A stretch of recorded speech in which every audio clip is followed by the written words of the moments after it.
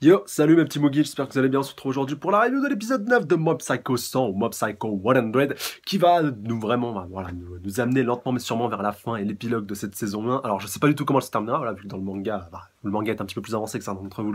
le savent, mais voilà, on est en train d'atteindre lentement mais sûrement le climax et voilà, encore plus avec la fin de cet épisode-ci qui annonce de l'encore plus lourd. Mais franchement, on a été gâtés dans cet épisode-ci avec pas mal de choses, donc on est parti tout de suite. Alors on démarre directement avec le retour au quartier général de la Griffe. Alors c'est pas le quartier général, le gros QG de la Griffe, c'est simplement le quartier général d'une section de la Griffe, en l'occurrence la 7ème section, je dis pas de bêtises, donc quoi, qui a un chef de section, et donc il y a des subalternes qui sont en l'occurrence les balafrés, comme on va l'apprendre un petit peu plus tard, mais c'est bien de démarrer par ça. Donc Mister Capuche, donc qui s'appelle Koyama, en fait partie. Au total, ils sont 11, dont son collègue, voilà, avec le katana qui lui aussi a une balafre. Après on le verra après avec d'autres personnes, comme le dénommé Terada, qui va prendre pas mal cher dans cet épisode-là, qui lui aussi est un balafré, voilà, qui est au niveau des yeux, lui. Ah bref, il y en a vraiment pêle-mêle, je les ai tous notés. Enfin, je vais pas revenir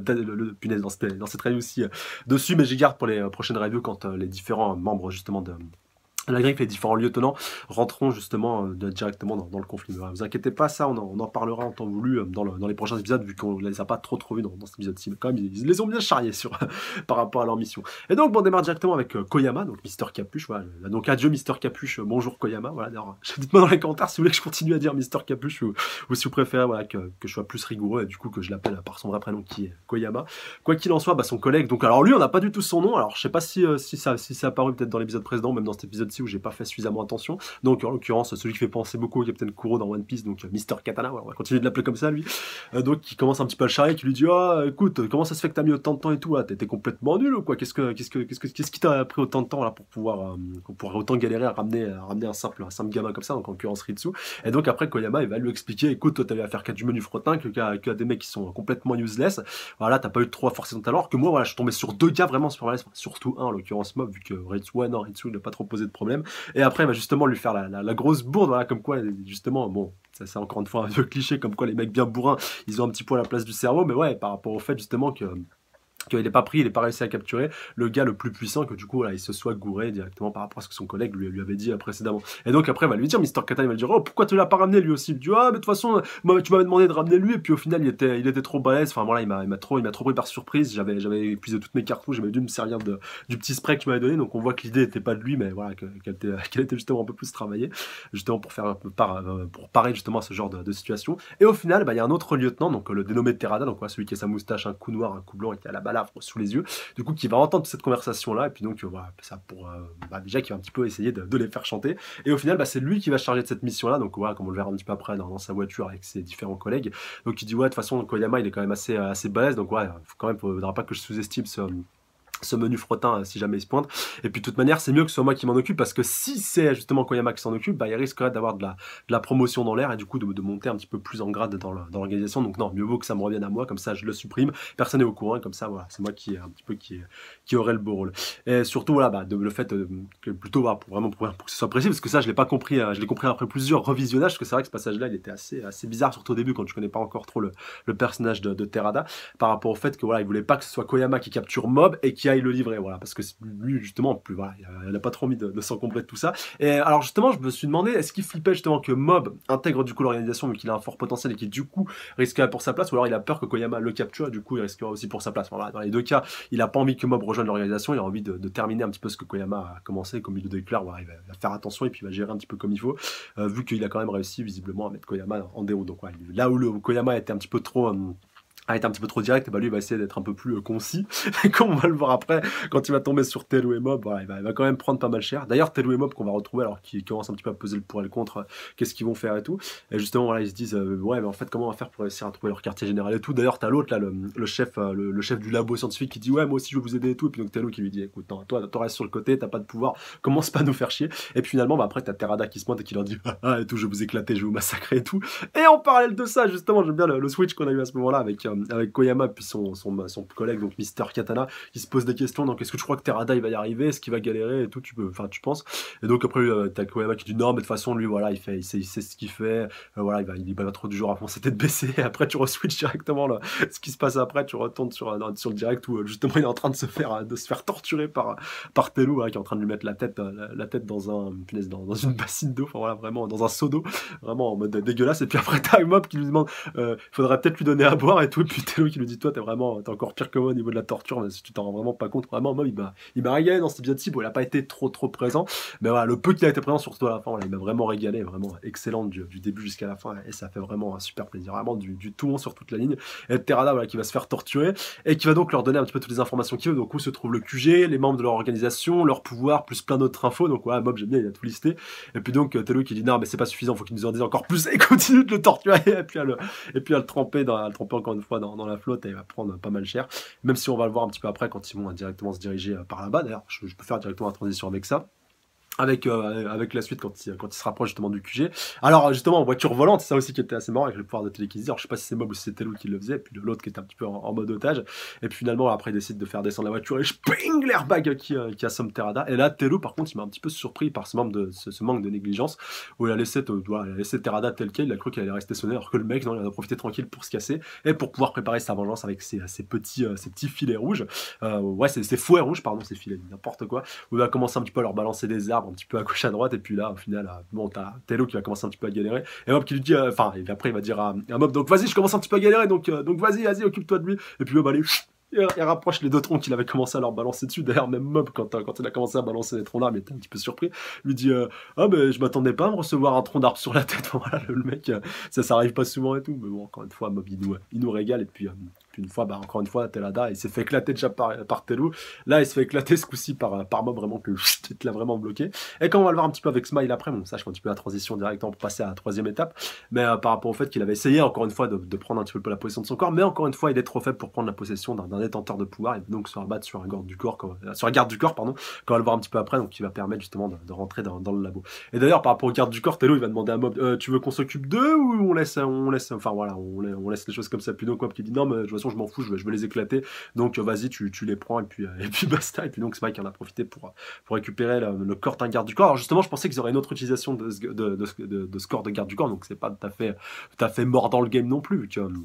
il a toujours l'aspect d'un garde du corps, donc je pensais qu'il essaierait de les faire rentrer un petit peu en secret dans nous, histoire de pas se faire gauler. Enfin, je pensais qu'ils auraient un plan un petit peu mieux posé. Enfin, je sais pas, genre de se faire passer pour les prisonniers de Smile. Alors peut-être que ça surviendra un petit peu après, mais bon, vu que Koyama s'est fait éclater à la fin de l'épisode, ça paraît un peu probable. Voilà, j'aurais aimé qu'il développe un petit peu plus cette côté-là, genre intrusion, mais bien développé, bien ficelé, alors que non, on fonce dans le tas et puis on éclate tout. Et encore une fois, Tello, comme je vous disais, qui a réussi à faire sienne la technique de Terada, donc à savoir de faire les petits fouets, les petits fouets avec les pouvoirs psychiques, donc en l'occurrence jaune, alors que Terada c'était rouge. Bon, bref, ça dépend d'un tout à chacun. Et puis justement, je me demande s'il va passer de copier Koyama puis ses différentes techniques. Enfin, voilà, normalement avec son bras, avec l'apparence qui s'enroulait un petit peu autour de son bras pour envoyer une forte patate psychique. Alors il n'y a pas trop le temps de voir cette technique vu que Mob l'a littéralement fait Valdagny un petit peu dans tous les sens, mais quand même, voilà, fallait souligner ce point-là qui était aussi assez important. Et en parallèle de ça, donc c'est vrai que je suis plutôt resté concentré sur Mob et puis sur Tello. Voilà, je vous ai vraiment fait toute la progression. Mais en parallèle de ça, quand même, il s'est passé pas mal de choses, notamment donc au côté des lieutenants, donc qui nous ont un petit peu appris le fonctionnement. Ils sont 11 lieutenants, donc tous plus barges les uns que les autres, tous plus loufoques les uns que les autres, et puis leur patron qui a l'air encore une fois assez terrifiant, en l'occurrence le chef de la 7e section. En effet, notre Lascar s'appelle donc Ishiguro, donc c'est l'homme un petit peu masqué, donc il était aussi présent pas mal dans le générique, donc directement quand j'avais vu la première fois le générique, je me suis dit c'est quoi ce personnage et tout. Et d'ailleurs en plus il apparaissait juste après Koyama, quand il était encore Mister Capuche, qu'on connaissait pas encore son visage. Et donc il leur explique que voilà, le boss, vraiment le boss de la griffe, donc va revenir au Japon dans très peu de temps, et donc il va aussi promouvoir donc des membres de la 7e division, donc peut-être qu'il va essayer de les faire monter un petit peu, de la 7e section pardon, qui va essayer d'en faire monter certains en grade. Et voilà, Koyama qui dit ouais super et tout, je vais monter en grade et tout. Et donc il lui dit non mais toi t'as de chance d'être avec ce que tu as fait, puis la personne que tu as laissé finir. Donc tu vois que le chef il est quand même fini au courant de ce qui leur est arrivé, de leur mésaventure, même si Koyama il va essayer de se rattraper un petit peu sur la fin en disant ouais c'est moi qui vais m'en occuper et tout, même si au final voilà, il y a peu de chances qu'il soit promu. Et c'est vrai, oui, un point que j'ai pas trop abordé par rapport au fait que Tello décide d'aider si vite Mob. D'ailleurs même Mob il lui dit pourquoi tu veux m'aider et tout, et donc voilà, il lui dit en fait t'as quelqu'un, cette personne elle est devant toi et tout, et puis Mob il lui dit un membre de mon club de culturisme et tout. Donc là voilà, vraiment pour vous dire que Mob il était hilarant dans cet épisode-ci. Et donc en fait Tello qui tout à fait logiquement lui dit, même Smile était encore une fois surpris, elle lui dit qu'il décide de l'aider parce que voilà, déjà il est avec Mob, et puis que surtout c'est maintenant qu'il a la meilleure opportunité de pouvoir s'occuper d'eux. Donc au final c'est plus simple que ça se passe comme ça pour lui, pour qu'il puisse régler ce problème. Et en parallèle de ça, donc on va revenir un petit peu sur Ritsu qui a été encore une fois enfermé, donc il commence un petit peu à se faire enguirlanter, à se faire un petit peu embêter par justement des sbires. Alors c'est pas des lieutenants, c'est pas des gars, je crois même pas que ce soit des gens avec des pouvoirs. Après faudra peut-être vérifier, ça se trouve c'est juste des subalternes sans pouvoir, même s'il y a peu de chances qu'ils en aient, mais comment ils se font éclater par Ritsu après quand on le verra. Mais en tout cas voilà, il commence un petit peu à les chambrer et tout, il leur dit ah vous sortirez jamais d'ici, tout ça, voilà, vous êtes un petit peu, vous êtes prisonnier de la griffe. Et comme on va le voir directement après, il y a un autre lieutenant qui lui n'était pas présent à la réunion, ni au début de l'épisode ni après, donc un dénommé Muto, donc ça me fait penser à Yuki Muto dans Yu-Gi-Oh! Voilà, encore une fois, les puristes, ça leur parlera. Donc ouais, avec son gros menton qui descend jusqu'en bas, puis sa cicatrice qui est un petit peu parallèle, voilà, il a vraiment une tête de gros barge, et donc qui décide, bon, dans un premier temps, t'as Ritsu qui essaie un petit peu de feindre avec lui, qui lui dit non mais en fait on n'a pas de pouvoir, donc faut nous libérer et tout, et donc voilà, il lui dit ah bon, t'es pas le premier à me faire le coup, et puis voilà, il décide de prendre un des gamins, donc le dénommé Kaito, donc le frère de Daichi, donc voilà, les jumeaux qui sont un petit peu capables de communiquer par la pensée, voilà, un petit peu de savoir de ce de quoi les autres sont en train de penser. Et justement, au début, je me dis, mais ouais, il a vraiment buté tout, en plus, tu vas le ramener le corps. Je me dis, oh, c'est quand même assez hardcore, voilà, pour un public quand même assez jeune. Bon, après, je crois que c'est un seinen un peu comme One Punch Man, encore une fois, à vérifier, de toute façon, c'est soit l'un, soit l'autre. Mais quand même, voilà, tu le vois balancer le corps, tu le vois t'ensanglanter et tout. Au final, même pour un jeune public, c'est quand même assez hardcore. En plus, voilà, bien couleur sang, ils n'ont pas encore une fois essayé de teinter un petit peu tout ça. Donc, voilà, peut-être la censure est un peu moins présente et un peu moins forte au Japon en ce moment, je sais pas, vu que pour le dernier animé, je crois, si je dis pas de bêtises, enfin un des derniers épisodes de Nanatsu no Taizai, c'est vrai que le sang aussi était encore une fois pas trop censuré. Alors, je sais pas si c'est la nouveauté, on va dire, un petit peu de cette année dans les animés. Encore une fois, on va peut-être comparer avec d'autres animés qui sont diffusés actuellement, d'autres animés saisonniers, mais ouais, quand même, c'est assez surprenant, alors qu'avant, quand même, ils étaient très à cheval sur la censure. Mais bon, ça reste encore une fois un détail. Et comme on va le voir un petit peu après, au final, il n'est pas arrivé grand chose, même si Muto, voilà, il leur a dit, de toute façon, maintenant, si vous parlez pas, il vous arrivera la même chose le lendemain matin, vous allez faire vous éclater, vous allez vous faire étriper, donc voilà, revenez un petit peu sur votre décision et voilà, surtout essayez pas de vous faire la même s'il le dit pas, mais voilà, il le fait penser tellement fort que les autres l'ont directement compris. Puis de toute manière, il y a encore les sbires qui sont près de la cellule pour les surveiller. Et comme on va le voir un petit peu après, Ritsu a décidé de mettre un petit peu un plan d'évasion en place, donc voilà, en mode prison break et tout, on va s'évader avec tous les membres qui sont présents. Donc il y a la petite fille donc, qui s'appelle Kurosaki, donc comme Ichigo, voilà, comme le nom de famille d'Ichigo dans Bleach, là, je pense que les puristes ça vous aura parlé. Il y a un dénommé Takeshi, donc c'est un petit peu le Elvis Presley qui a le pouvoir de ultra télékinésiste, même s'il galère à tendre une cuillère. Mob lui devrait avoir ce surnom-là de ultra télékinésiste. Il y a Asashi, donc celui qui galère à faire une petite flamèche, même si là il va être assez utile. Et puis donc il y a Daichi, donc l'autre frère de punaise, j'oublie tout le temps leur nom. Daichi et puis Kaito, voilà, ça y est, c'est revenu. Donc Daichi, c'est celui qui a la tête ronde, et puis Kaito, c'est celui qui a la tête carrée, voilà, pour ceux qui se posent la question. Donc voilà, les 6 qui sont réunis, enfin les 5, vu que Kaito a été emmené un petit peu au loin, d'ailleurs, c'est comme ça qu'il a pu communiquer avec son frère. D'ailleurs, ils veulent le récupérer, ça aussi, ça va être tout l'enjeu des prochains épisodes. Donc dans un premier temps, ils arrivent, donc avec Asashi, avec ses flammes, commencent un petit peu à faire cramer la cuillère que Ritsu avait gardé sur lui, et puis disait, haha, et tout, ils vont pas fouiller et tout, ils vont quand même réussir à s'évader. Donc ouais, grâce à une cuillère, quand même, ils vont réussir à s'évader. Et d'ailleurs, justement, Takeshi, donc l'ultra télékinésiste qui galère à les plier, va quand même réussir à la faire rentrer à l'intérieur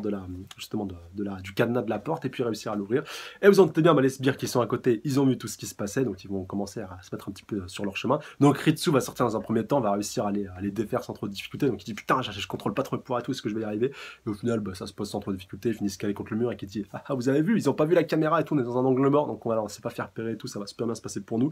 Même si, voilà, encore une fois, quand on va le voir un petit peu après, d'ailleurs pour Mob et puis pour toute leur bande aussi qui essaie de faire gaffe aux caméras et tout, on va le voir avec justement les autres membres qui sont un petit peu en train de s'occuper du côté technique de ce quartier général de la griffe, de la 7ème section, que ouais, il y a peut-être les caméras, mais il y a aussi les micros, donc on vous a quand même gaulé, on vous a quand même repéré, et voilà, au final vous êtes quand même fait comme des rats. Alors aussi, là où la petite Kurosaki va être utile, vu qu'elle a des pouvoirs justement d'un petit peu d'ultra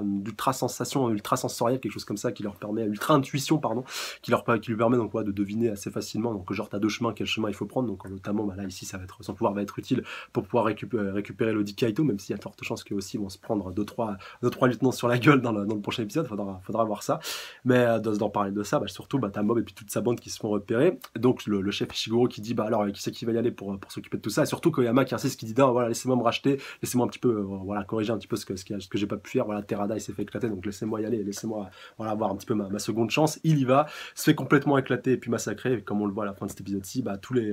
lieutenants vont décider d'y aller. Alors je sais pas s'ils vont tous décider d'y aller en même temps, est-ce qu'ils vont se dispatcher pour gérer un peu les deux groupes, le groupe d'intrusion et le groupe d'évasion. Ça aussi c'est un beau parallèle qu'on peut faire entre les deux, vu qu'on a suivi leur progression à peu près en même temps durant cet épisode. Et Mob qui a pas eu à forcer trop son talent, d'ailleurs même Tello lui dit voilà, quand je peux gérer un petit peu du menu frottant, voilà, les petits gardes regarder tout, t'as pas entendu occuper. D'ailleurs, parce que Mob, voilà, à un moment donné, je crois, c'est quand il commence un petit peu à rentrer puis à avancer, il tombe sur un sbire, voilà, un garde normal, et puis les deux, ils le bourrinent un petit peu en même temps. Et donc, voilà, il fallait me prévenir et tout. Je crois les deux, ils se disent, ouais, putain, pourquoi tu me préviens pas quand tu te sers de tes pouvoirs et tout. Puis après, t'as Tello qui lui dit, voilà,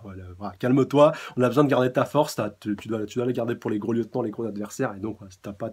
à te décarcasser à fond, comme ça. Et Koyama, donc voilà, en plus, qui s'était un petit peu préparé, qui s'est dit, ouais, de toute façon, je vais l'éclater et tout, je vais prendre ma revanche et tout, j'ai pas le choix, faut que je l'éclate et tout. Il était tellement chaud patate que Mob, en plus, il a même pas eu besoin de monter à 100%. Voilà, il s'est vraiment fait éclater, comme c'est pas permis, à le faire valdinguer dans tous les sens, à vraiment de le faire finir au plafond. Et là, Mob, vraiment, tu vois que quand il est en mode déter, en mode un petit peu, voilà, je vais tout casser. D'ailleurs, Tello, il a dit quelque chose de très intéressant dans cet épisode-ci par rapport à Mob, par rapport au fait que, voilà, qu'il ait plus justement beaucoup de recul, que voilà, il a vraiment cassé l'objectif et qu'il quitte à faire un petit peu des conneries, et que voilà, là, faut pas le faire chier, faut pas commencer à le saouler, même si d'ailleurs il est un petit peu plus niais, un petit peu plus simplet, comme on l'a vu juste encore une fois à plusieurs reprises par rapport à ces différentes réactions qui étaient toutes plus hilarantes pardon, les unes que les autres. Et justement, c'est bien que Tello reste auprès de lui un petit peu en tant que garde-fou. Bon, aussi Smile, même si Smile, encore une fois, on peut se poser un petit peu des questions par rapport à ses réelles intentions. Justement, peut-être qu'il va être en train de regagner un petit peu de sa puissance avec le corps qu'il a possédé, qui va peut-être pouvoir lui permettre de posséder un lieutenant un petit peu plus tard. Ça pourrait être intéressant, faudra voir ça encore une fois en temps voulu. Et donc voilà, l'épisode qui s'annonce avec ce gros teasing, ce gros cliffhanger de fin avec les futurs gros combats qui s'annonceront dans les prochains épisodes, et surtout le prochain. Je rappelle qu'il en reste que 3, donc le 10, le 11 et le 12 qui devraient clôturer cette saison. Voilà, bah, j'attends vos réactions dans les commentaires par rapport à ça pour qu'on puisse échanger, débattre, interagir, spéculer, théoriser un petit peu, bon, seulement pour ceux qui ont maté l'animé par rapport à tout ça. J'espère que ça vous aura plu en tout cas, et sur ce, je vous embrasse bien fort sur le bout de la truffe, et je vous dis à la semaine prochaine. D'ici là, prenez soin de vous. Salut à tous. Sayonara.